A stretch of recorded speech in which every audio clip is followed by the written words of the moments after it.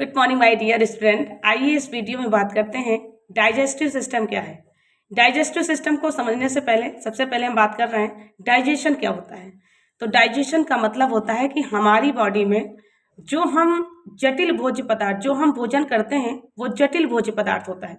जटिल भोज्य पदार्थों पर कुछ एंजाइम्स की क्रिया के माध्यम से उन जटिल खाद्य पदार्थों को जब छोटे छोटे मॉलिक्यूल्स में या सूक्ष्म इकाई में परिवर्तित कर देते हैं या परिवर्तित हो जाता है तो ऐसे भोजन को हम कहते हैं कि हमारा भोजन डाइजेस्ट हो गया।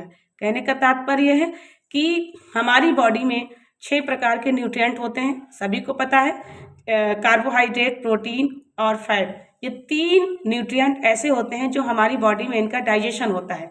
और 3 वाटर, मिनरल्स और विटामिन्स ऐसे होते हैं जिनका हमारी बॉडी में डाइजेशन नहीं होता है। क्यों नहीं होता है? क्योंकि ये पहले से ही छोटे छोटे मॉलिक्यूल्स में होते हैं और ये इतने छोटे होते हैं कि इनको डाइजेस्ट या पचाने की जरूरत नहीं है, इनका एब्जॉर्प्शन होता है। तो कार्बोहाइड्रेट, प्रोटीन, फैट, ये हमारी बॉडी में सबसे जटिल या कॉम्प्लेक्स फूड कहे जाते हैं। जो अपनी सूक्ष्म इकाई में नहीं आएंगे तो इनका डाइजेशन हमारी बॉडी में नहीं हो सकता है। तो हम क्या करते हैं कि इन जैसे कार्बोहाइड्रेट खाया, प्रोटीन खाया, फैट खाया, तो इसी रूप में हमारी बॉडी में ये डाइजेस्ट नहीं हो पाएंगे। तो इन पर कुछ एंजाइम की क्रिया के माध्यम से इनको छोटे छोटे अणुओं में तोड़ते हैं। छोटे छोटे अणुओं में तोड़ते हैं। क्यों तोड़ते हैं? क्योंकि सभी को पता है कि हमारी जो संपूर्ण बॉडी है, हमारे शरीर की जो मूल इकाई है, जो हमारा शरीर बना हुआ किससे बना हुआ? द सेल, कोशिका से बना हुआ है। और कोशिका इतनी छोटी होती है कि हम अपने नग्न आंखों से उसे नहीं देख सकते हैं। उसे देखने के लिए हमें माइक्रोस्कोप की आवश्यकता होती है। तो आप ही बताइए, जिस कोशिका को हम देख नहीं सकते, इतनी छोटी होती है, तो इतने इतने जो भोजन के कॉम्प्लेक्स फूड के मॉडल में हम मॉलिक्यूल्स ले रहे हैं, भोजन को खा रहे हैं, तो इतने बड़े बड़े जो अणु हैं भोजन के, उनको ये अपने आप एब्जॉर्ब नहीं कर पाएगी, अपने पास नहीं ले पाएगी। ये जो कोशिका होती है ये इतनी छोटी होती है, ये कहती है भैया हम अपने पास छोटे ही छोटे अणुओं को एब्जॉर्ब कर पाएंगे। तो इसीलिए जब तक ये कोशिका पोषक तत्वों को या छोटे छोटे भोजन के मॉलिक्यूल्स को अपने पास नहीं लेगी, तब तक हमारे शरीर को, संपूर्ण अंगों को एनर्जी या ऊर्जा नहीं मिल पाएगी। तो इसीलिए जब हम कॉम्प्लेक्स फूड खाते हैं, जब जटिल भोजन खाते हैं, तो उन पर कुछ एंजाइम के माध्यम से क्रिया कराई जाती है, जिससे कि वो भोजन छोटे छोटे अणुओं में परिवर्तित हो जाए, अपनी मूल इकाई में आ जाए। और जब अपनी मूल इकाई में आ जाते हैं तो आसानी से डाइजेस्ट हो जाते हैं। तो क्या करते हैं, जैसे मान लो हमने भोजन जो पाचन का जो रूप होता है, पाचन मुख्यतः 2 रूपों में होता है। एक होता है आहार नाल के माध्यम से, एक होता है पाचन जो ग्रंथियां होती है, डाइजेस्टिव ग्लैंड होती हैं। तो ये जो आहार नाल होता है, तो आहार नाल के माध्यम से विभिन्न प्रकार के जो अंग होते हैं ये सहयोगी होते हैं। किसको? भोजन को निगलने में, डाइजेस्ट करने में। सबसे पहले आहार नाल का जो पहला भाग हमको मिलता है वो क्या मिलता है? Mouth cavity. पहले भोजन हमारा कहाँ जाएगा? माउथ कैविटी में। फिर फेरिंग्स होते हुए इसोफेगस में आएगा, फिर स्टमक में आएगा, फिर स्मॉल इंटेस्टाइन में आएगा, फिर लार्ज इंटेस्टाइन में आएगा, फिर लास्ट में एनस से होते हुए हमारी बॉडी से बाहर निकल जाएगा। ये पूरी प्रोसेस होती है। आहार नाल मुंह से लगाकर, माउथ कैविटी से लगा के एनस, जो गुदा द्वार कहते हैं, वहां तक फैला हुआ जो भाग होता है वो होता है आहार नाल। पता है ना? डाइजेस्टिव सिस्टम 2 रूपों में, आहार नाल और डाइजेस्टिव ग्लैंड के माध्यम से, पाचन ग्रंथियों के माध्यम से हमारे भोजन में पूरा पाचन होता है। तो सबसे पहले मान लीजिए हमने कार्बोहाइड्रेट को खाया। कार्बोहाइड्रेट मतलब हमने कोई भी संतुलित भोजन लिया, रोटी हुआ, चावल हुआ, मोटे अनाज हुआ, कोई भी मिठाई हुई। जब हमने कार्बोहाइड्रेट को मुंह में रखा, माउथ कैविटी में रखा, मुंह में जाते ही हमारे दांतों ने अपना कार्य करना स्टार्ट कर दिया। दांतों ने बारीक किया, बारीक करने के बाद हमारे मुंह में स्लाइवा निकली। जो स्लाइवरी ग्लैंड होती है वो स्लाइवा निकालती है। स्लाइवा क्या करती है? जो हमारे भोजन में स्टार्च होता है, जो कार्बोहाइड्रेट खाया ना, जो स्टार्च होता है, स्टार्च के अणु छोटे छोटे अणुओं में टूट करके ग्लूकोज के फॉर्म में चेंज हो जाते हैं, माल्टोज से ग्लूकोज के फॉर्म में चेंज हो जाते हैं, तब हम कहते हैं कार्बोहाइड्रेट से ग्लूकोज में परिवर्तित होने के बाद हम कहते हैं कि हमारे कार्बोहाइड्रेट की पाचन हो गया। कार्बोहाइड्रेट जो मैंने खाया वो डाइजेस्ट हो गया। कैसे हो गया? कार्बोहाइड्रेट लिया था, उस पर कुछ एंजाइम ने क्रिया किया। कौन सी एंजाइम थी? एमाइलेज या टाइलिन एंजाइम ने क्रिया किया। क्रिया करने के बाद उसे ग्लूकोज में ट्रांसफर कर दिया और ग्लूकोज में जैसे ही कन्वर्ट हो गया वैसे ही हमारे कार्बोहाइड्रेट का पाचन स्टार्ट हो गया। तो क्वेश्चन आता है कार्बोहाइड्रेट का पाचन कहाँ से स्टार्ट होता है? मुंह से स्टार्ट होता है। लेकिन कभी कभी क्या होता है कि जब हम भोजन करते हैं तो भोजन करने के उपरांत कुछ कार्बोहाइड्रेट बिना पचे ही हमारे अमाशय में चले जाते हैं, फूड पाइप से होते हुए अमाशय में चले जाते हैं। जब कुछ कार्बोहाइड्रेट का पाचन नहीं हो पाता है, हमारे अमाशय में आ गए।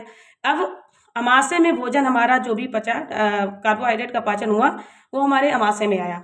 अमाशय में सभी को पता है कि किसका पाचन होता है? प्रोटीन का पाचन होता है, क्योंकि अमाशय में पेप्सिन, रेनिन और गैस्ट्रिक जूस या जो गैस्ट्रिक ग्लैंड होती हैं वो गैस्ट्रिक जूस निकालती हैं, HCl निकालता है। ये सब ऐसे HCl होता है जो हमारे भोजन को क्या कर देता है? जो भी भोजन में आए हुए, कभी कभी भोजन के साथ कुछ हानिकारक जीवाणु आ जाते हैं, जो HCl उन जीवाणुओं को नष्ट कर देता है। और HCl का काम क्या होता है? ये अक्रिय गैस को सक्रिय गैस में कन्वर्ट करता है, जिससे कि आसानी से भोजन हमारा डाइजेस्ट हो जाए। पेप्सिन क्या करता है? प्रोटीन को पचाता है। रेनिन क्या करता है? दूध की प्रोटीन को तोड़ करके उसे आसानी से पचाने योग्य बना देता है। गैस्ट्रिक जूस क्या करता है? भोजन को पचाने में सहायक करता है, मुख्य भूमिका निभाता है। हमारा भोजन अमाशय में कैसे माध्यम है? अम्लीय माध्यम है। क्यों? क्योंकि अमाशय का जो pH मान होता है 0.9 से 1.5 होता है, जिसका कि बहुत ज़्यादा ही अम्लीय माध्यम में होता है भोजन। अब जब अमाशय में भोजन आया, 3-4 घंटे तक अमाशय में रुकता है भोजन। रुकने के बाद अब हमारा भोजन कहाँ पर जाता है? हमारा भोजन जाता है स्मॉल इंटेस्टाइन में। अब स्मॉल इंटेस्टाइन या छोटी आंत क्या कहती है? भैया हम भोजन को तभी लेंगे जब भोजन क्षारीय माध्यम में होगा। अभी हमारा भोजन किस माध्यम में है? अम्लीय माध्यम में। तो इसको क्षारीय बनाने के लिए हम क्या करेंगे? भैया हम लीवर के पास जाते हैं। लीवर से कहते हैं भैया क्यों जाते हैं? क्योंकि लीवर जो है बाइल जूस को निर्माण करता है, पित्त रस का निर्माण करता है और पित्ताशय में स्टोर होता है। पित्ताशय जो है उसे अपने पास रखता है। पित्ताशय क्या करता है? पित्ताशय अपने पास से बाइल जूस को निकालता है और भोजन में मिला देता है।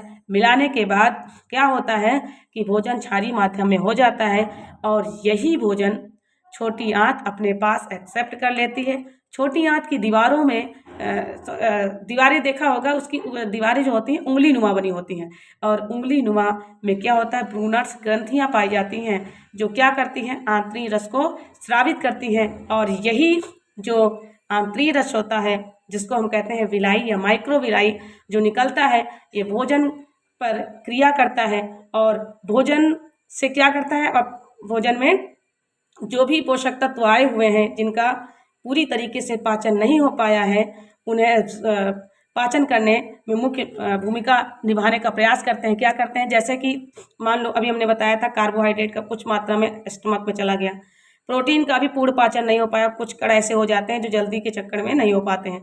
तो और वसा का पाचन नहीं हुआ तो क्या होता है? जो हमारे शरीर में पत्ती नुमा पैनक्रियास होता है, अग्नाशय की ग्रंथियों से, अग्नाशय जो ग्रंथि होती है, मिश्रित ग्रंथि बोली जाती है, अग्नाशय जो ग्रंथि होती है वो 3 प्रकार के हार्मोन्स को सिक्रेट करती है, जिसको लेट कहते हैं।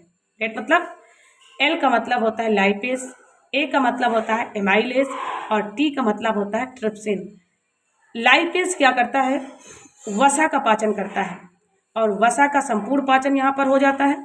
और एमाइलेज क्या करता है? जो भी बचा खुचा अगर प्रोटीन का पाचन नहीं हो पाया है तो वो प्रोटीन के पाचन में सहयोगी करते हैं, जो भी बचा खुचा होता है उसका पाचन करते हैं। ट्रिप्सिन क्या करता है? प्रोटीन का पाचन करता है। अगर प्रोटीन का पाचन नहीं हो पाया है तो प्रोटीन के पाचन में सहयोगी होते हैं ताकि पूरी तरीके से ये पाचन हो जाए।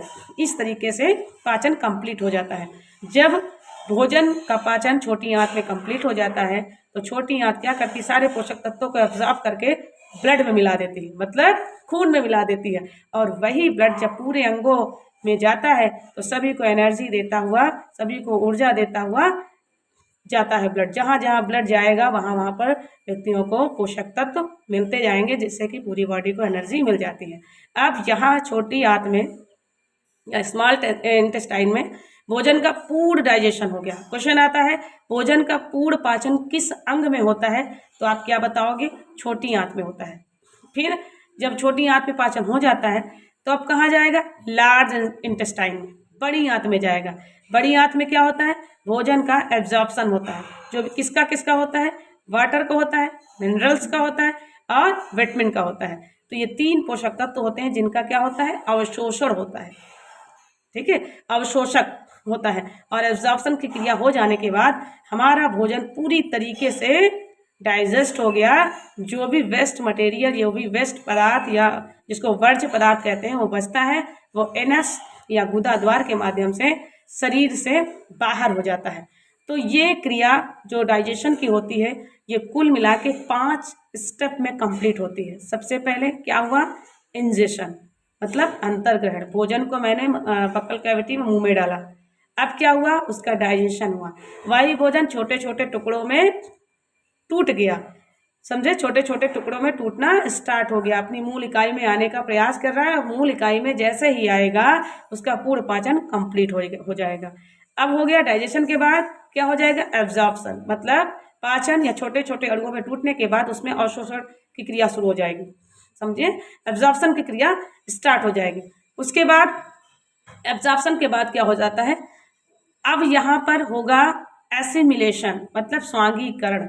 जहाँ जहाँ जो भी हमने छोटी आंत से पोषक तत्वों को अवशोषित किया वो सारे अंगों में मिलाना, सारे अंगों में पहुँचाना, सारे अंगों को पूरी तरीके से पहुँच जाए, उसे ही कहते हैं एसिमिलेशन। अब लास्ट में एक्सक्रिएशन, मतलब उत्सर्जन। जितना भी भोजन पचने के बाद वेस्ट पदार्थ के रूप में या वर्ज्य पदार्थ के रूप में जो बचता है उसे ही अपने शरीर से बाहर निकाल देते हैं।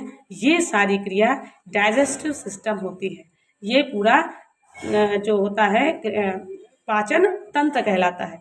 इस पाचन तंत्र में पूरी तरीके से 5 स्टेप काम करते हैं।